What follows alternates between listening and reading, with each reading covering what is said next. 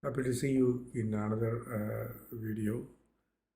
This is related to a personality trait, but actually we will not look at as a personality. It is the act which you are going to do that is going to help you how you are going to grow in your personal capacity or in your organization.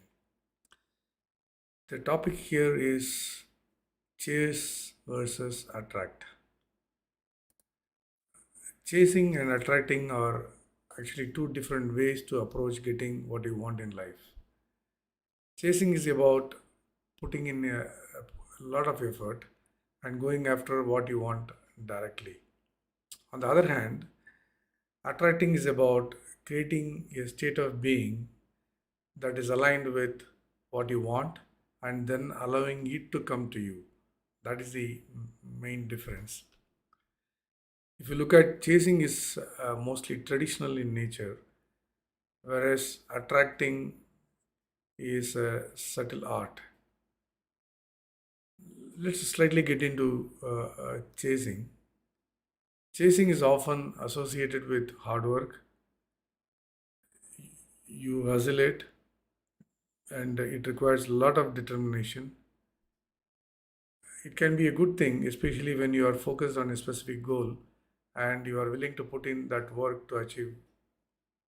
However, chasing can also be exhausting and frustrating because you have to go after everything, and especially if you are not seeing the results you want. Obviously, that will create a lot of frustration for you and people around you. Some examples: a typical taskmaster will be chasing everybody. If you are a lead, for example, and if you are going to chase everyone, then imagine from the member's point of view, or calling someone multiple times after they don't answer your call.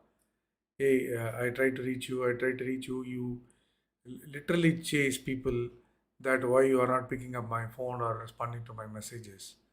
So that is another example of chasing. And sometimes it will give the impression that you are desperate to the other person. Sending repeated mails is another example to a potential client. That means if the client gets irritated with the kind of messages you are sending repeatedly, then you'll get definitely maybe even angry for that matter, and he can even complain about you. The other example is working long hours to get ahead at work, even though you are not happy with your job. That means you want something from the organization, so you think that you are going to put in long hours, assuming that it is going to turn around for you. We discussed that in the sustainable and unsustainable motivation. Definitely, this is not a good one in terms of sustainable motivation. Spending a lot of money on clothes or accessories in order to impress others. Basically, impressing is an act, and if you are going to do it repeatedly, then it is treated as chasing. Now, let's see something about attracting. Attracting is about creating a state of being that is aligned with what you want. So, you create something for yourself so that others can have a view of you. That this means having a clear vision of what you want, believing that you are worthy of it. That's the self esteem, self assessment, self maybe within quote ego to that extent, not to hurt others, and taking action in alignment with your vision. That is clearly an attraction or attracting perspective or strategy for you. When you are attracting, you are not putting in a lot of effort to go after someone or something, but instead what you are doing is you are focusing on being the best version of yourself. That means you would have improved from yesterday to today and from today to tomorrow. So it's a continuous improvement you will be spending on yourself and living your life in a way that is aligned with your values. So automatically, whatever you do, the work speaks for you. Suppose you are in a product company, for example, you don't need to go and explain that product to others. The product itself, when if it is correct and it is meeting the requirement, it can itself tell that it is good enough for the client or the user to use it, which obviously means that the person who has done that product is obviously is doing an excellent job. That means that you are attracting goodies from your people or your clients based on how the product has been created. Some more examples on that front. Putting yourself out there and meeting new people, even if you are not actively looking for a relationship. That is on a personal or interpersonal skill level. So you go, you give you what is it, radiate a few energies for that matter with your fellow colleagues, or maybe even if it is a new seminar kind of a thing or conferences, if you go, you will try to attract others. If you are, though no, it may not be for a long-term relationship, but at least for the time being, you attract. Networking is obviously another good example with the interpersonal skills. That does not mean that no, you need to look for a job or you need to sell a product or something. It can be even for a cordial or no friendly relationship. Maybe you write a blog or no, even a book for that matter about something you are passionate about it, even if you are not sure how you will make money from it. So that is a kind of attraction. That's I mean, people will have on you. Creating a vision board for your future and taking action towards your goals. That is definitely an attracting point. So which is better? Is chasing better or is attracting better? Nothing is best in all the scenarios, or in the vice versa, nothing is worst in all the scenarios. Whether chasing or attracting, depends on your individual personality and preferences. Maybe if you are a introvert, you will do something else. If you are an extrovert, you will do something else. So your preferences will also decide on how you attract or how you chase. Some people are more comfortable chasing and putting in a lot of effort to get what they want. On the other hand, others prefer to attract what they want by focusing on their own state of being. So obviously, others will come to you.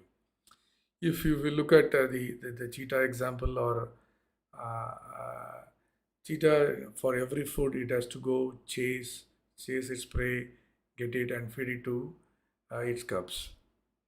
On the other hand, if you look at the flower, or there's a sunflower example in the picture, if you look at the flower, natively it has got it has got a magic to say that it attracts bees.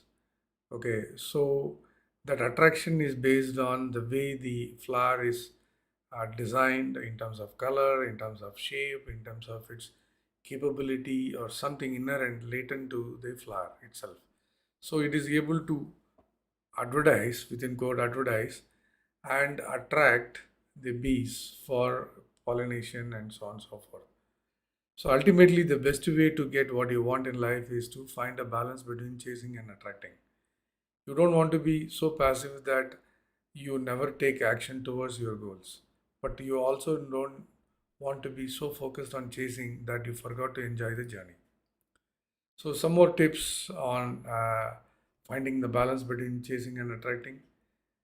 Get a clear picture on what you want. That means you need to have a perfect goal that we have been discussing all along in our channel. So, have a clear goal on what you want in life. Once you know what you want, you can start to create a vision for your future and take action towards your goals. The second point, believe in yourself. It is important to believe that you are worthy of it, uh, whatever you want to achieve. And if you don't believe in yourself, it will be very difficult to attract what you want. So automatically, your psychologically, your body or your words or your actions will show up. Third, take an inspired action. Just don't sit around and wait for things to happen. Take inspired action towards your goals. That means that taking steps or whatever steps you are doing are aligned with your vision and values. Be patient. Of course, it takes long time to attract what you want. Don't be discouraged by short-term efforts, or you may have to even wait for a longer term. Sometimes it could be months, sometimes it could be years. You know that for every chase, that is for a short term. Cheetah chases for every meal. Whereas if it is a flower, okay, you know how to attract. But there is also a flip side. Even if you don't want, also because of your native character, native personality, you may attract. So as long as you know how to handle your relationships, it can be even a mood swing. It can be something which you don't want to do. So that is called a disturbance in that context. So if you know how to manage the disturbance by attracting, that is excellent. As long as you work on your output and your output speaks for itself, you are in the right place, right time, and you can as well attract also. This could be the best self marketing strategy for you as well. Remember, chasing and attracting are two different paths, and maybe for the same destination, and you may have to you may have to adopt these strategies at different points in time, whichever is more authentic and aligned with your values. Thank you for watching, and wish you all the best. Take an informed decision whether to chase or attract. Thank you. Have a nice day.